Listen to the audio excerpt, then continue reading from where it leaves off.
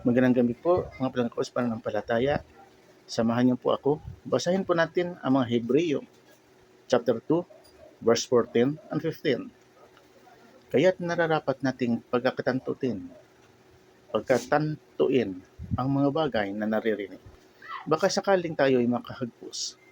Sapagkat kung ang pinangusap na salita sa pamamagitan ng mga anghel ay nagtibay at ang bawat pagsalangsang at pagsuway ay tumatanggap ng matuwid na parusahan sa kabayaran. Paano makatatanan tayo kung ating pabayaan ang ganitong dakilang kaligtasan na ipinangusap ng Panginoon noong una ay pinatunayan sa atin sa pamamagitan ng mga nakarinig? Sa puwang sinasaksihan naman ng Diyos na kasama nila sa pamamagitan ng mga tanda at mga kababalaghan at ang saganang makapangyarihan at ng mga kaloob ng Espiritu Santo ayon sa kanyang sariling kalooban. Sapagkat hindi niya ipinasakop sa mga anghel ang sanglibutan darating na siya naming sinasaysay.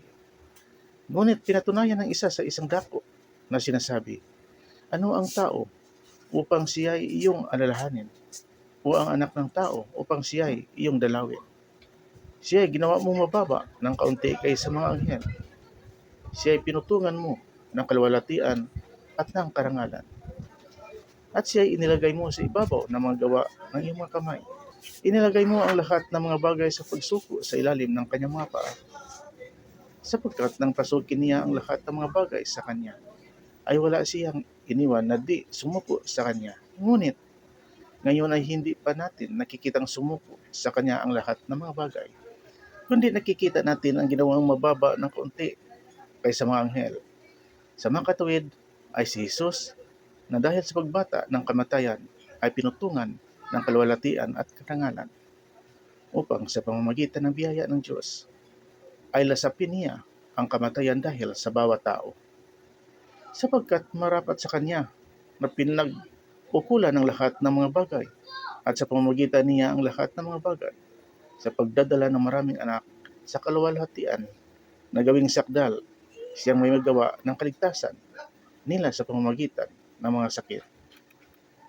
Sapagkat ang nagpapaging banal at ang mga pinapaging banal ay pawang isa, na dahil dito ay hindi siya nahihiyang tawagin sila mga kapatid, na sinasabi, ibabalita ko ang inyong pangalan sa aking mga kapatid.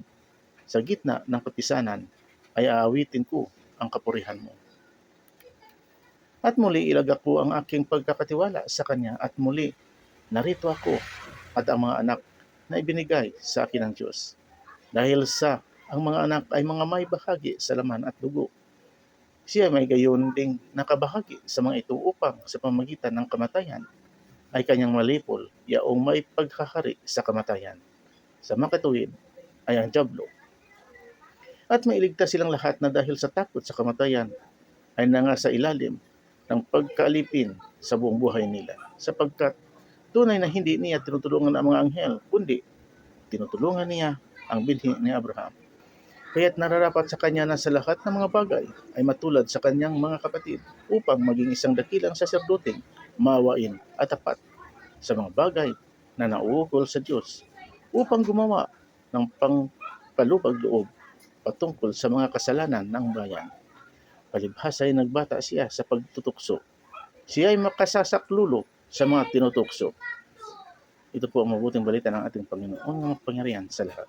Amen.